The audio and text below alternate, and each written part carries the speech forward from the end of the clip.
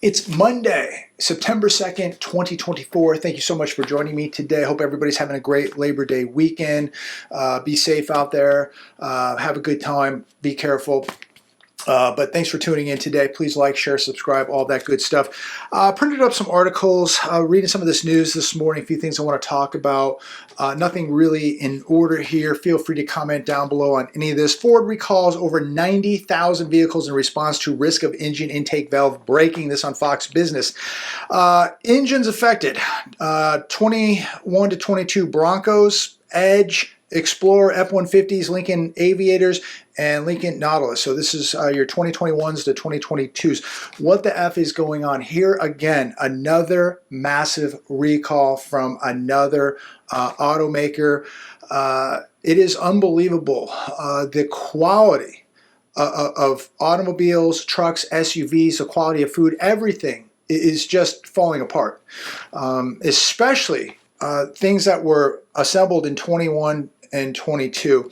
How do you feel about this? Does it matter? It just blows my mind that so many vehicles are being recalled. So much food is being recalled, and your dollar just is not buying you the quality of automobiles, quality of food, the quality of life that it once did. And it is really, really shocking to see the size of these recalls. And literally every automaker on the planet has had a recall of some sort, but some of these are really, really big. Ford's really had some issues. Here's one from CNN. Exclusive. U.S. seizes Venezuela President Nicolas Maduro's airplane in the Dominican Republic. Why? Because it was in violation of U.S. sanctions. Now remember, we have over 9,000 sanctions across the world that we apply to the world. Over 9,000 sanctions just from the United States of America. U.S. official said this: "We are sending a clear message here that no one is above the law. No one is above the reach of U.S. sanctions." I think, and I hate to say this, but I think America thinks it's above the law. And this is another reason, another reminder why you're going to see the BRICS nations accelerate, why they want to get off the U.S. dollar, why they want to use their own currencies, why they want to use gold, why they want to trade with one another without any interference of the U.S. Dollar or the U.S. SIP system. They want to get out of the U.S. system. They want to get out of the U.S. dollar. They want to detach from this entanglement, this spider web of the United States of America. I hate to say that, but boy, we have abused our powers.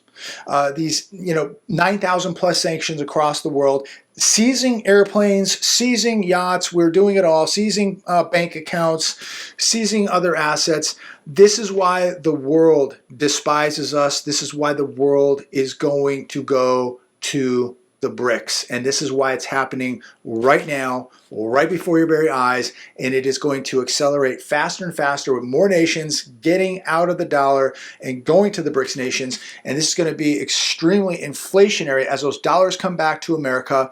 And as we begin to see other currencies challenge the dollar, and of course, gold playing a huge role in all this at some point.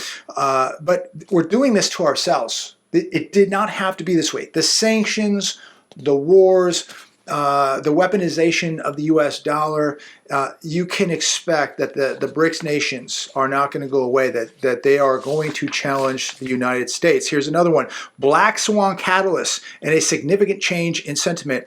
This was a really good article on the hedge, and I really advise all of you to do your own homework, do your own due diligence, pull these articles up. I'll just give you some of the bullet points here. No one is going to get cash, it says, from home equity refis, changing their mortgage rate from 7% to 6.75%. No one's going to see lower credit card interest rates. We talked about that the other day. It says here a 25 basis point cut is going to do precisely nothing to grease the gears of the economy, or to unjam the gears of the U.S. economy. Think about it. the markets have already priced this 25 basis point cut in. It's already done. The markets are going to expect, and they're going to need many, many more rate cuts. This is going to do absolutely nothing. Market expectations are so high. NVIDIA beat its earnings report, but not the whisper numbers, the numbers that they thought it would really come in at. The market is extremely overvalued. It says, watch out for commercial real estate. Black swan right there. Retail bowing out, massive fraud, unreported liabilities, and the lack of liquidity. Some of the black swans right now that are flying around. Think about maybe some sort of incident taking place on U.S. soil. Think about the black swan of maybe World War III starting, massive cyber attacks, grid attacks. These are all the possibilities out there now, the black swans that are flying around. And of course, there's things out there that we're not even thinking about right now. Anything can happen. Anything could happen. You could wake up tomorrow and all of a sudden a nuclear weapon was used over in Eastern Europe. Maybe a nuclear weapon was used in the Middle East. And all of a sudden, the world changes. The world changes, and the markets will respond very negatively to this. So with what's happening, as I just said, with the BRICS nations, the challenge to the U.S. dollar, World War III, liquidity crisis, commercial real estate, housing crisis, there's so many black swans flying around over your head right now, it literally make you dizzy. Who knows what it's going to be, and it could be more than one.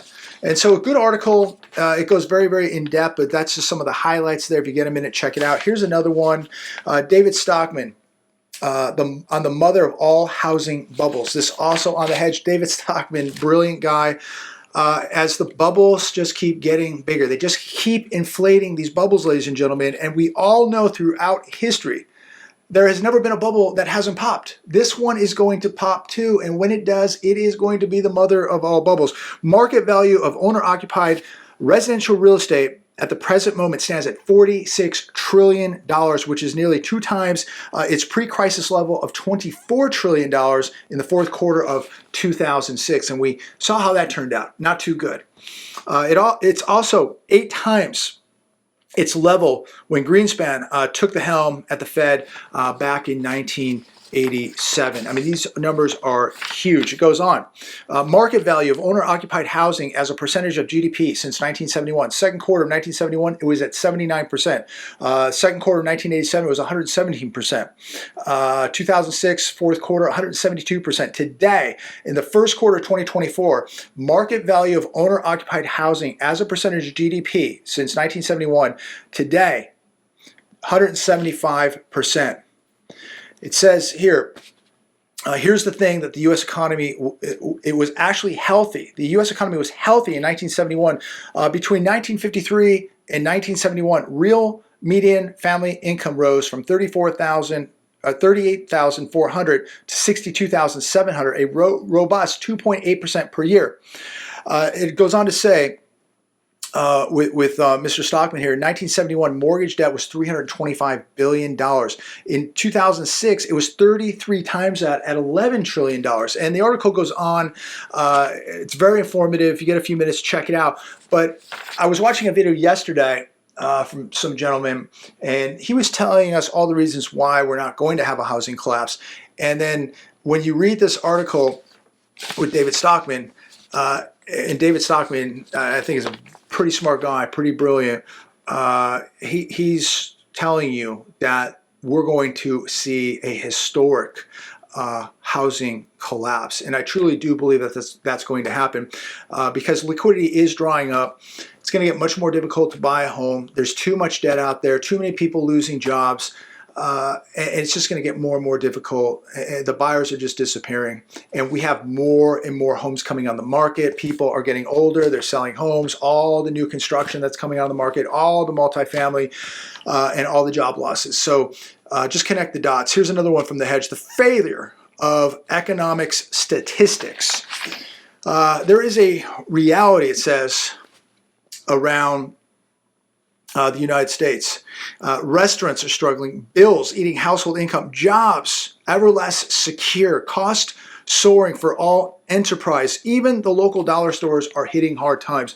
It is really sad to see how many stores are closing down. I've been making these videos for years, and years ago, I was shooting videos on the retail apocalypse, and it just continues to get worse. People just will say that I've been, saying, oh, things are going to collapse for the last 5 years. They have been collapsing. Where have you been? They have been collapsing for the past 5 years. We started with the retail apocalypse, 4, 5, 6 years ago, and it just continues to go on and on and on. Now look at inflation. Look at what your dollar's buying right now. Look at how people are struggling. Look what they're paying for health insurance, car insurance, home insurance. Is your life better now than it was 5 or 6 or 7 years ago? Maybe it is. I hope it is. But for the average American, for the majority of this country, it is not better. In fact, it is worse. People are having, on average, to spend $1,000 more a month to just live the same life they were living 4 years ago. So it is definitely affecting people's wallets, that's for sure. The statistics that are being reported, and I think we can all vouch for this, the statistics, the numbers that we're getting every day on the television do not seem to correlate with reality. It doesn't seem to correlate the numbers I'm seeing at the grocery store or the numbers with what I'm paying for auto insurance. Now my auto insurance has been hiked twice. I'm sure many of you can relate to property insurance going up. Your HOAs are going up. How about utility bills? We've seen the highest utility bills ever out here, ever. So this is really pinching people. People have to give something up in order to just pay their utility bills now, to put gas in the car just to get to work. And that's if they have a job. But the numbers we're getting are completely disconnected from reality. What are your thoughts on that? Do you believe the numbers that we're getting on the television versus the numbers that when you're paying your bills and you're sitting down paying your utilities, when you're paying that 25% on the credit card, when you're paying your health insurance, your auto insurance, when you're paying for your kids' child care, going to the grocery store, does this seem a little disconnected from the television? Because it does to me. The market data is not reality. It is not reality. So just a few things I wanted to share there. Also, another thing too, a lot of people have been talking about walking the walk, and I think it's extremely important now to make this a lifestyle. There's a lot of people out there that, they can have the foods, the generators, all the gadgets, they can have the little gas stoves, they can have all the little toys and gadgets. And a lot of those people think they're walking the walk because they bought something, but they're really not walking the walk because they're not really living the lifestyle. So, what is really walking the walk? And I wanted to, I was talking to a good friend of mine today about this. And, to me, what is walking the walk is doing what others are not doing, what others will not do. And some of the things you have to do now are painful, and they take sacrifice, they take time, it takes sweat. It takes dedication, it takes structure, and a lot of people are not dedicated, they don't have the structure, they don't want to feel uncomfortable right now, so they're not really walking the walk. You've got to be preparing for hard times. You got to be preparing for painful things, and you got to be preparing for scary things. And a lot of people will not do that because they're scared. They don't want to do that. Now, it's easy to go out and buy all the little gadgets. It's easy to go buy the toys. It's easy to say like, oh, I'm a prepper, I'm this, I've got, a year of food, and that's all good. And we should all be doing that. I don't disagree. But you're not truly walking the walk if you have weak links in your game and you're not doing anything about it. If you don't have the ability to protect yourself, you are not walking the walk.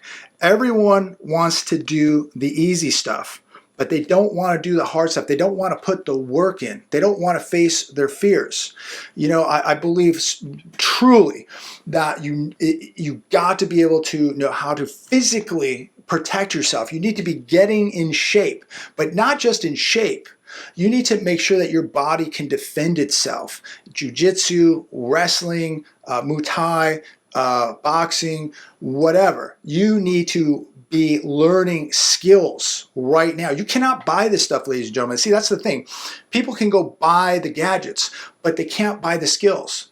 And a lot of people, they're scared because they feel that this is going to be painful and uncomfortable. But my question is, if it's painful and uncomfortable right now, what's going to happen when the lights go out? What happens when you have to face violence and chaos? You will resort back to your training. Your training is, you don't have any. So you will resort back to not having training, which definitely does not put the odds in your favor. And I'm all about putting the odds in your favor, mentally, physically, spiritually, and financially. And that's another thing too, when we talk about walking the walk. A lot of people, again, buying the gadgets, buying the foods, buying the generators, all good stuff, and we should be doing that. But you got to be spiritually prepared too. Walking the walk isn't just about having, 6 months or 12 months of food supply, a pocket knife, some batteries, some candles, and a generator. That's all wonderful. But you better be walking close to God. I think most of you now can see that there's a lot of evil out there. This is spiritual warfare, and you need to be preparing spiritually for this warfare. You're going to be facing evil. Evil is here, ladies and gentlemen. You will be facing it. And if you don't believe that, then you're not really walking the walk. You're not really prepared. So go buy the foods, go buy the water, buy the bug out bags, buy the generators, buy the flashlights, buy all that stuff. That is 100% true. We all need to be doing that. But you better get your spirit in shape, you better get your body in shape, you better get your mind in shape, and you better know how to take care of yourself. And if you know that in your preparations, you have weaknesses, weak links, you better tie them up. You better take care of those weak links right now. And if you're not doing that, you're not walking the walk. I'm going to leave it there today. Please comment down below. Have a wonderful Labor Day weekend. God bless all of you. And make sure you thank God for all of your blessings, your family, your friends, you're eating today, you have a bed to sleep on, a roof over your head, running water, and you're healthy. We have a lot to be thankful for. So I'm going to leave it there today. God bless every one of you. Please like, share, subscribe. And as always, I look forward to speaking to each and every one of you. God bless America. Take care.